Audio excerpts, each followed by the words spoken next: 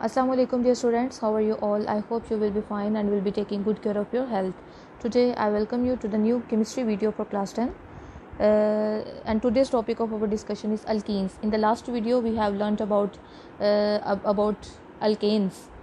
We have learnt that hydrocarbons are of two types, saturated hydrocarbons and unsaturated hydrocarbons. Saturated hydrocarbons are called alkanes, unsaturated hydrocarbons are called alkenes and alkynes. Unsaturated hydrocarbons में जो alkenes हैं उनमें हम देखते हैं तो carbon के दरमियान जो बॉन्ड होता है वो होता है डबल बॉन्ड होता है, सो दे आर अनसेचुरेटेड।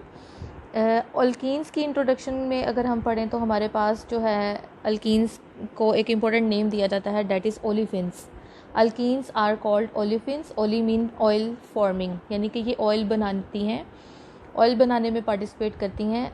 इनकी जो अल्कीन की जो सिंपलेस्ट अल्केन होती है, अल्कीन है जो सबसे पहला मेंबर है वो है इथीन, 2 कार्बन वाली जो है हमारे पास अल्कीन है, दैट इज़ कॉल्ड इथीन। और यही जो इथीन है basically it is responsible for forming oil products जब इनका रिएक्शन करवाया जाता है हैलोजेंस के साथ। तो अल्कीन्स जो हैं उनका जो फर्स्ट मेंबर है इथीन, इथीन जो है एलोजेंस के साथ मिलकर ऑयली प्रोडक्ट्स बनाती हैं, that's why they are called olefins and these alkenes are responsible for the reaction with halogens. Is that clear to all of you? In alkenes, the double bond is present between 2 carbon atoms, and the simplest alkene, the first member of the alkene is ethene. The other name of the ethene is also called ethylene. And 3 carbon alkene is called propene and other name is propylene. Third and fourth carbon member of alkene is called butene and other name is butylene. Fifth member is called pentene and pentylene. तो इनके दो name हैं, उनके according आपने इनको अच्छे तरीके से लर्न करना है. इनके स्ट्रक्चर फार्मूलास आपको आने चाहिए, कंडेंस्ड फार्मूला और इनका मॉलिक्यूलर फार्मूला आपको लिखना आना चाहिए, जैसे कि हम लोग ऑलरेडी डिस्कस कर चुके हैं इनके स्ट्रक्चर्स हमने कैसे ड्रॉ करने हैं. नेक्स्ट है हमारे पास जो है, अगर हम इसका जो स्ट्रक्चर है ओपन करके लिखें तो हमारे पास क्या है, 2 कार्बन एटम्स हैं, they have double bond, 2 bond हैं इनके ऑलरेडी, तो इनके साथ साथ 2 हाइड्रोजन्स होंगी क्योंकि कार्बन की वैलेंसी क्या है 4, so carbon can make only 4 bonds, 2 इनके आपस में बॉन्ड होंगे 2 हाइड्रोजन के साथ. तो ये हमारे पास क्या है इथीन. इथीन जो है हाइड्रोजन्स के साथ मिलकर ऑयल प्रोडक्ट्स बनाती हैं, डेट्स वाई अल्कीन्स को हम क्या नाम देते हैं, ओलिफिन्स का नाम देते हैं. अब हम अगर इनकी बात करें प्रेपरेशन की, तो प्रेपरेशन ऑफ अल्कीन्स क्या है, हम सिंपली अगर हम बात करें तो हम अल्केन्स से भी अल्कीन्स को प्रिपेयर कर सकते हैं. किस तरह से कर सकते हैं, हमारे पास 2 एडजेसेंट कार्बन एटम्स हैं. एडजेसेंट कार्बन एटम कहते हैं 2 साथ साथ जो अटैच हुई होती हैं, जिनके साथ बॉन्ड होता है, ठीक है, 2 साथ वाली जो है आपस में बॉन्ड बनाने वाली जो कार्बन है उनको हम आपस में एडजेसेंट कार्बन एटम्स कहेंगे. अल्केन्स का अगर हम एडजेसेंट कार्बन एटम में से हाइड्रोजन को रिमूव कर दें, लेट्स सपोज मेरे पास है यहाँ पे इथेन है, ठीक है, सिंगल बॉन्डेड है, this alkane is called ethane, 2 carbon atoms हैं, ठीक है. अब 2 एडजेसेंट कार्बन एटम्स में से हम जो है वो हाइड्रोजन को अगर रिमूव कर दें, यानी कि एक हाइड्रोजन हम इस कार्बन से रिमूव करेंगे, सेकंड हाइड्रोजन हम इस कार्बन से मूव करेंगे, तो हमारे पास क्या होगा, दोनों का एक इलेक्ट्रॉन क्या हो जाएगा, फ्री हो जाएगा, यानी कि इसके पास भी एक मज़ीद कैपेसिटी है. अब इसके भी 3 बॉन्ड्स बने हुए हैं, इसके भी 3 बॉन्ड बन चुके हैं, तो अब क्या है 3 हाइड्रोजन थी, अब यहाँ पे भी 2 रह गई, दोनों साइड्स पे क्या है, दोनों कार्बन के साथ जो हाइड्रोजन थी वो 2 रह गई, पहले कितनी थी 3. तो अगर एक ही कार्बन की दोनों हाइड्रोजन रिमूव कर देंगे तो ये रिएक्शन नहीं होगा. एडजेसेंट कार्बन एटम्स जो साथ अटैच हुई होती हैं कार्बन, एक हाइड्रोजन उसमें से निकालेंगे, दूसरी हाइड्रोजन दूसरे कार्बन से निकालेंगे, तो क्या होगा इनके इलेक्ट्रॉन्स जो हैं वो क्या होंगे, इसके पास भी फ्री इलेक्ट्रॉन है, इसके पास भी, तो आपस में बॉन्ड बना के क्या बना लेंगे, इथीन बना लेंगे. Is that clear?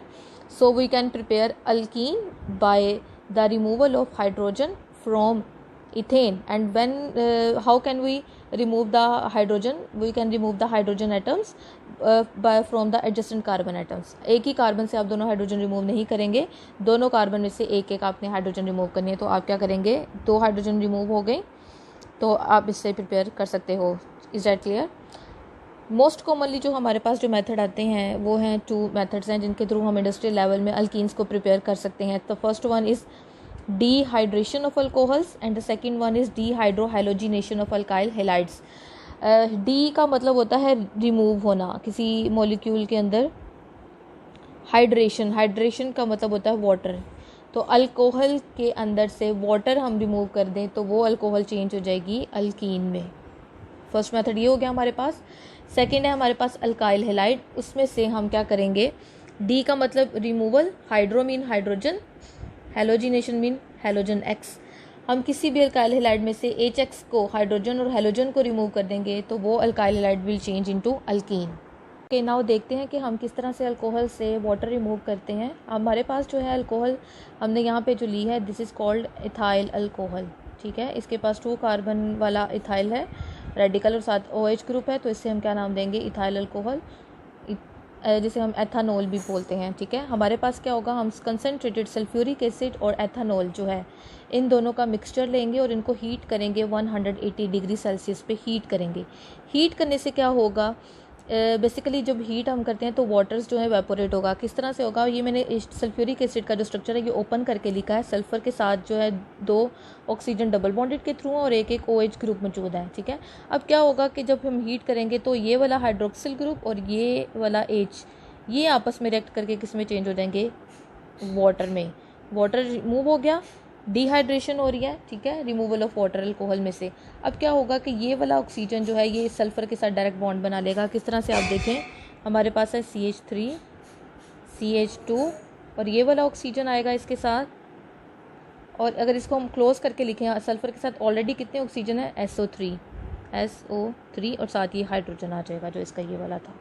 क्लियर हो गया, this is called ethyl hydrogen sulphate. Hydrogen sulphate.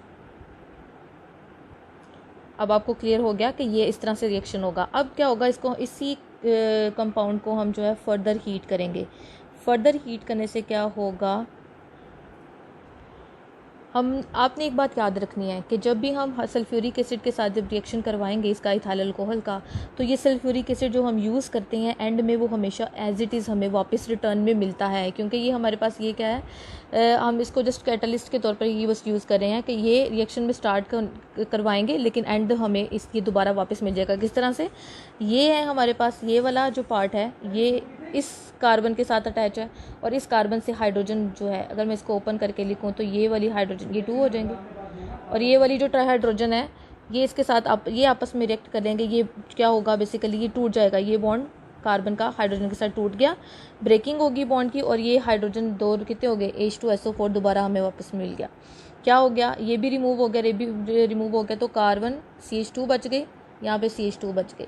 दोनों कार्बन के जो बॉन्ड्स हैं वो फ्री हो गए हैं, टूट गए हैं। अब ये दोनों आपस में बॉन्ड बना लेंगे और ये क्या हो गई, हमारे पास जो आगे इथीन मौजूद है और जो वाटर जो है बना उसके ऊपर ये कलेक्ट होना शुरू हो जाएगी। तो इसको बाद में जो है वो इसको रिमूव कर लिया जाता है। ठीक है, क्योंकि इथीन जो है इसका मोलिकुलर साइज़ छोटा है तो ये वाटर के ऊपर गैस की फॉर्म में जो है वो फ्लोट करेगी, जिसकी वजह से हम इसको वाटर से कलेक्ट कर लेंगे। इज दैट क्लियर कि हम स्टार्ट में जो सल्फ्यूरिक एसिड यूज़ किया वो हमें एज इट इज़ वापस मिल गया और जो इथाइल अल्कोहल था उसमें क्या हुआ कि एक कार्बन से एक जो ये OH ग्रुप भी रिमूव हो गया और ये हाइड्रोजन भी रिमूव हो गई और एट द एंड जो कार्बन जो एडजेसेंट कार्बन आइटम्स हैं उन दोनों के दरमियान जो है वो डबल बॉन्ड आ गया, जिसकी वजह से हम कहते हैं कि हम अल्कोहल में से वाटर को रिमूव करके हम उसको इथीन में अल्कीन में चेंज कर सकते हैं।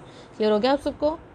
नेक्स्ट जो हमारे पास है reaction for the preparation method of alkenes, dehydrohalogenation of alkyl halides.